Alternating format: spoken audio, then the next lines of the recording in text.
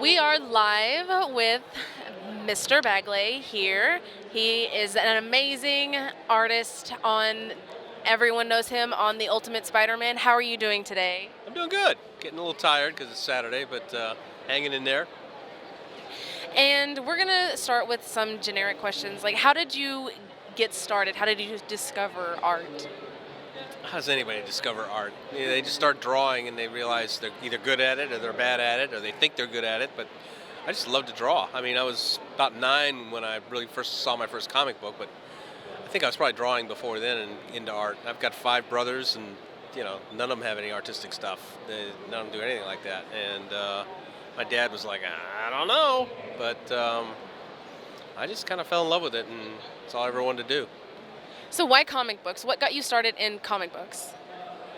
I just love the imagination. I just love the superheroes. I've always been a fan of them. Back then, because yes, a long time ago, there really wasn't anything out there like it. I mean, you could read science fiction novels, and there was the occasional, movie like that. But when it came to superheroes and that sort of fantasy, there was nothing like comic books. And I just felt like it's something I wanted to do. Can you tell our fans if you went to college or if you just went and self-taught yourself? Yes. Yes. Basically, I got out of high school, joined the Army so I could afford art school. Went to art school for 3 years. Didn't graduate because I quit in the last semester because I ran out of money. Should I look at you with that? I'm never sure. Did construction for 3 years, worked at Lockheed for 3 years, and finally when I was 27, I broke into comics. But the thing about, I went to art school basically just to improve my drawing and my artistic skills. When it comes to the actual comic book thing, the storytelling and that sort of thing, that's sort of self-taught. I mean, I bought the Marvel, How to Draw Comics the Marvel Way, and a few other books like that. But I really learned by osmosis, reading comics. Gil Kane and John Buscema and Jack Kirby. How to do that sort of dynamic superhero comic, which is what I really enjoy doing. Okay, well, thank you for serving. But there's a huge controversy. It happens a lot that tracing versus drawing from imagination and reference images. What's your opinion on that?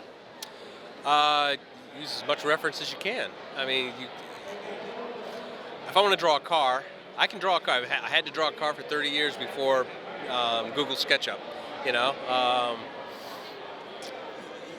You should learn your skills, your basic drawing skills. But if I'm going to draw a car, I'm going to go online and find a picture of a car, an SUV or a minivan or whatever, because I can draw the thing and make it look pretty good. But when you have the reference there, it's perfect, and it's and you should. That's what I want to do. So, plus it's a tool, and so that's the advantage of it. No, guys come to me all the time with drawings that they've done, and they've drawn a house. They didn't even bother to look at a picture of a house, and they don't know what a gutter is supposed to look like, or how a window works, or how a door works, and that adds that little extra bit of realism that maybe takes you over the top. So if somebody came up and they wanted advice on penciling, what advice would you give them? Put your ass in your seat and draw. Draw a lot. And don't just draw superheroes. Draw hands, draw feet, draw cars, draw buildings, But if you want to be an artist, a professional artist, you got to have the discipline to actually sit down and do it and learn your craft. Because there's a lot of guys who just, I draw, I try to draw. I draw a couple times a week, that sort of thing. That's not going to cut it. Not in this world, So that's the main thing. Treat it like a job. I was banging nails for a living with a wife and a kid, thinking that's what I was going to be doing, and because I wasn't going. And it just, you appreciate when you get a job that you love, rather than just a job you got to go to, So. Do you have any specific tips on drawing, like maybe for shading or anything?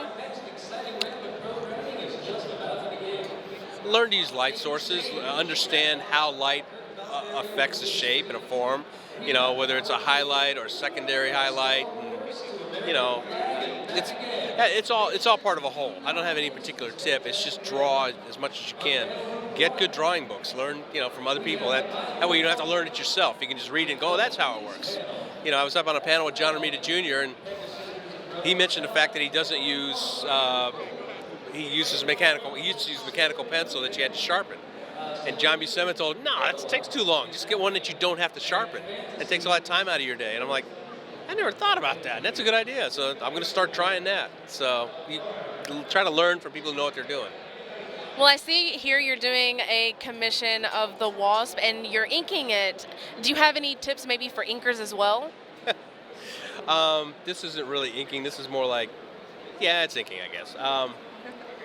An inker's job is not going to be there much longer. I mean, between computer, between Photoshop and people inking their own stuff. When I broke in, you sort of had to pick your expertise if you want to do mainstream comics. If you're a freak like Howard Chaykin over here, and you wanted to do it all, you did it all. But that has so morphed now, and inking is becoming, a good inker can make you better, a bad inker can screw you up.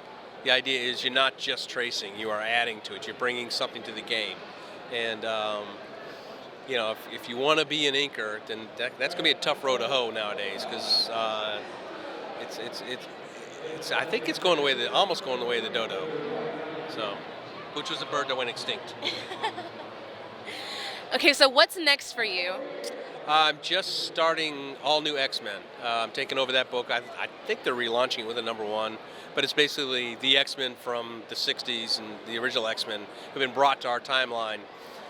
The question is, are they those X-Men or X-Men from an alternate universe? Because suddenly the young Iceman's gay, and the adult Iceman in our timeline isn't gay, and everybody's like, well, that's weird. So it's kind of fun, and those are the X-Men I kind of grew up reading, so it's kind of exciting doing those. And Dennis Hopeless is writing it. He's a terrific writer, and I've slapped my editor into shape, so he's leaving me alone now. Hi, Daniel. And so we're having a good time. Anything else that you would like to add? Maybe a special shout out to any fans or anything?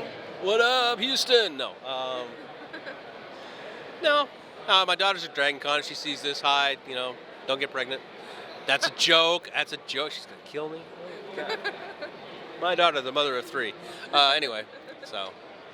Well, thank you so much. It has been a pleasure talking to you.